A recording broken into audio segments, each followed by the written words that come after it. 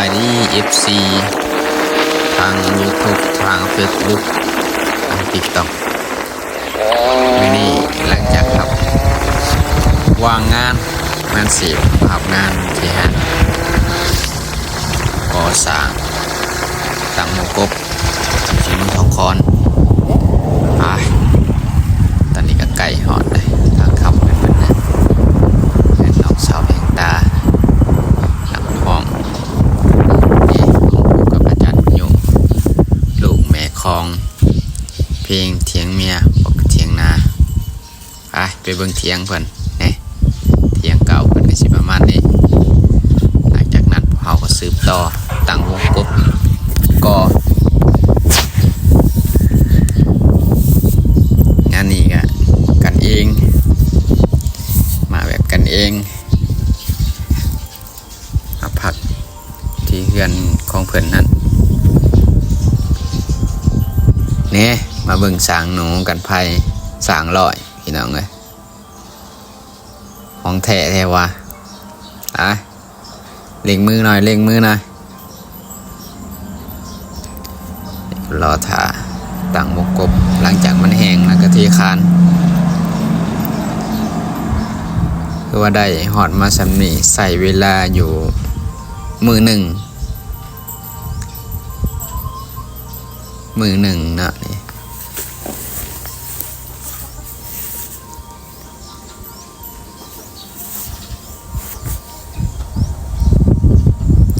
สางลอยพี่น้องไง11-12 โมงกลางคืนจึงได้นอนเมื่อไต่ไฟเห็ดเลยวิธีตั้งวงกบกับบ่ยากพี่น้องนี่เล็กก็เอามาแนบใส่กับนี่แต่ก็เน่งเพียก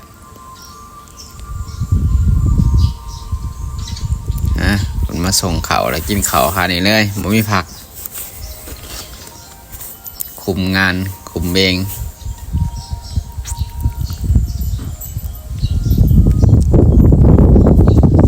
ใครมักใส่บริการหรือว่าจากตั้งวงกบติดต่อหาได้ตอนนี้ก็ลงมือสืบต่อให้มันแล้วให้มันได้ระดับขาดไม้ที่ว่าเพียงกันเขาก็มาเทคานทับวงกบเพื่อให้มันแน่น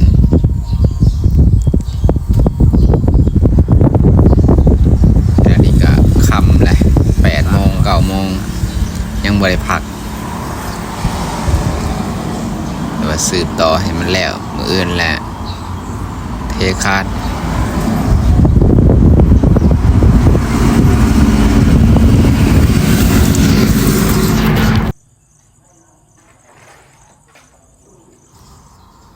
หลังจากแจ้งก็สืบต่อจันโนไวขนาดสร้างนี่ถือว่าพอสมควร2 คนมีกรรมกรเองได้เวลาเทคานทับวงกบเล็งมือสร้าง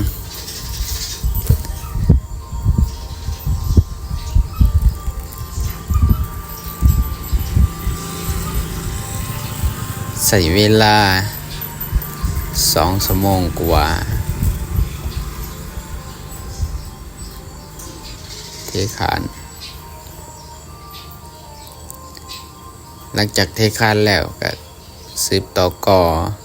ขึ้นแล้วก็ขันห้อง2 ห้องกว่าจะสำเร็จงาน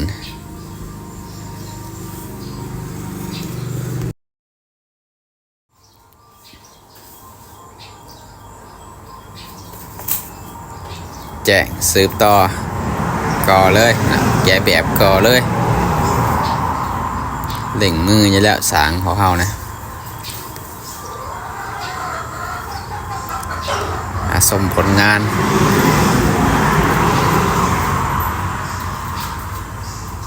บริพักเลย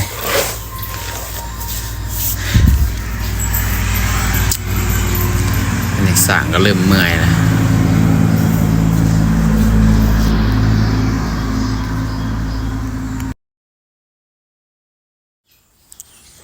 ปิดลังให้กันเลยฮะ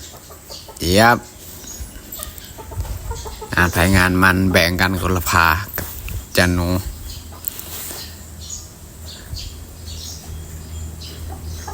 มันสูงเลยเขาก็หาแนวยองขึ้นเพื่อสืบต่อกอให้มันเห็นระดับตามเพียกเพื่อบ่ให้มันคด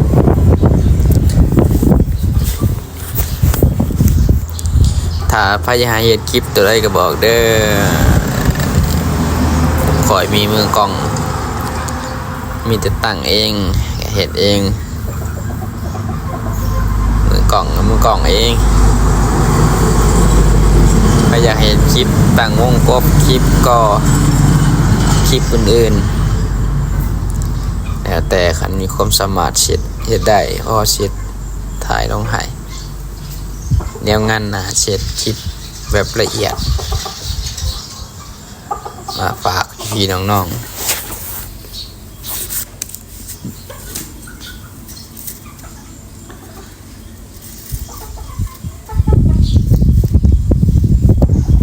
ผักในตู้ยังไง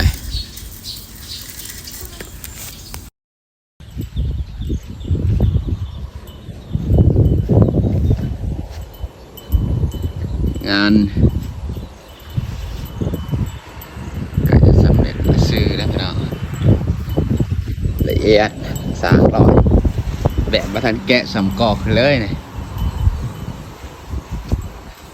อย่างหน่อยเดียวอยู่ไหนยังพาเดียวตัวนี้ก็ยังจับห้องถ้าใครอยากใส่บริการติดต่อสั่งได้ทางเจอนี่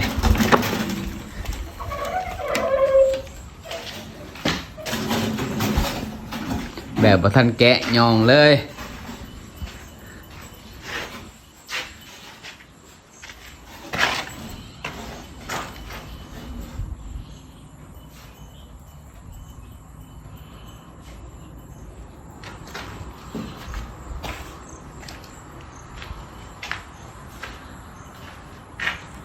แกจะสำเร็จเลยมาชมผลงานตอนสำเร็จ